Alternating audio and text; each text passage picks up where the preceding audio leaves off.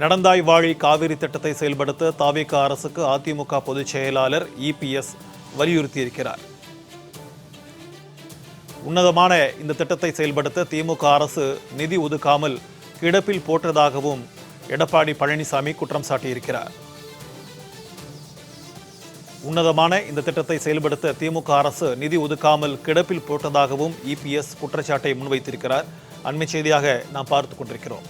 குதிரை பேரம், ரயில்ஸ் உள்ளிட்டவற்றை ஒதுக்கி வைத்துவிட்டு மக்களுக்கு தேவையான திட்டங்களை செயல்படுத்த வேண்டும் என்றும் தாவேகா அரசுக்கு அதிமுக பொதுச் செயலாளர் இபிஎஸ் கோரிக்கை விடுத்திருக்கிறார்.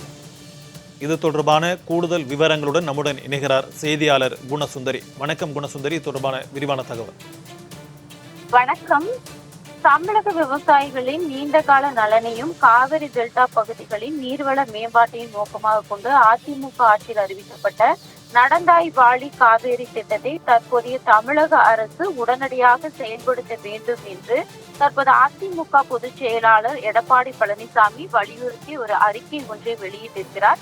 குறிப்பாக காவிரி ஆறு மற்றும் அதன் துணை ஆறுகளை சீரமைத்து ஆழப்படுத்தி நீர்பிடிப்பு திறனை அதிகரிக்கும் வகையிலும் அதே போன்று விவசாயத்திற்கும் குடிநீருக்கும் நிலையான நீர் ஆதாரத்தை உருவாக்கும் நோக்கில கடந்த 2019ஆம் ஆண்டு அதிமுக அரசு சார்பில் நடந்தாய் வாழி காவேரி என்ற மிகப்பெரிய திட்டம் ஒன்று உருவாக்கி இருக்கிறார்கள். அதற்காகத்தான், அதாவது அந்த திட்டத்திற்காக அப்பொழுது 11,250 கோடி மதிப்பிலான முதல்நிலை திட்ட அறிக்கை என்பது தயாரிக்கப்பட்டு அந்த அறிக்கை என்பது பிரதமரிடம் நேரில் வழங்கப்பட்டதாகவும் தற்பொழுது இந்த அறிக்கையில் குறிப்பிட்டிருக்கிறார். குறிப்பாக இந்த திட்டத்தை பொறுத்த வரைக்கும் மத்திய அரசு கொள்கை அளவில் ஏற்றுக்கொண்டு குடியரசுத் தலைவர் உரையிலும் இடம்பெற செய்ததாகவும் பின்னர் விரிவான திட்ட அறிக்கையை தயாரிக்கப்பட்டு தொழில்நுட்ப ஒப்புதலும் பெறப்பட்டதாகவும் தற்பொழுது அவர் தெரிவித்திருக்கிறார். மேலும் 2024ஆம் ஆண்டுல இந்த திட்டத்தோட முதல் கட்ட பணிகளுக்காக மத்திய அரசு அப்போது ரூபாய் 935 கோடி ஒதுக்கீடு செய்ததாகவும் இதுல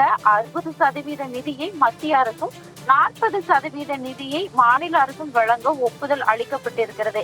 இந்த நிலையில தான் அப்போதைய ஆட்சியில் இருந்த திமுக அரசு இந்த திட்டத்தை செயல்படுத்துறதுக்காக எந்த ஒரு நடவடிக்கையும் எடுக்கவில்லை என்றும் இதன் காரணமாக தான் இந்த முதல் கட்ட பணிகள் கூட தொடங்கப்படவில்லை என்றும் இந்த அறிக்கையில குறிப்பிட்டிருக்காரு. குறிப்பா மத்திய அரசு நிதி ஒதுக்கிய உடனேயே பணிகள் என்பது தொடங்கப்பட்டிருந்துச்சு அப்படின்னா தற்போது முதல் கட்ட பணிகளில் சுமார் 30% நிறைவடைந்திருக்கும் சொல்லி, அதே போன்று ஆனால் திமுக அரசு அலட்சியத்தால் தான் திட்டம் முடக்கியுள்ளதாகவும் தற்பொழுது இந்த அறிக்கையில் குறிப்பிட்டிருக்கிறார். எனவே அரசியல் விளம்பரங்களை விடுத்து தமிழக விவசாயிகள் மற்றும் பொதுமக்களின் நலனை கருத்தில் கொண்டு மத்திய அரசின் ஒத்துழைப்புடன் நடந்தாய் வாழி காவேரி திட்டத்தை உடனடியாக தற்பொழுது செயல்படுத்த தமிழக அரசு முன்வர வேண்டும் என்று தற்பொழுது அதிமுக பொதுச் செயலாளர் எடப்பாடி பழனிசாமி வலியுறுத்தி ஒரு அறிக்கை ஒன்றை வெளியிட்டிருக்கிறார்.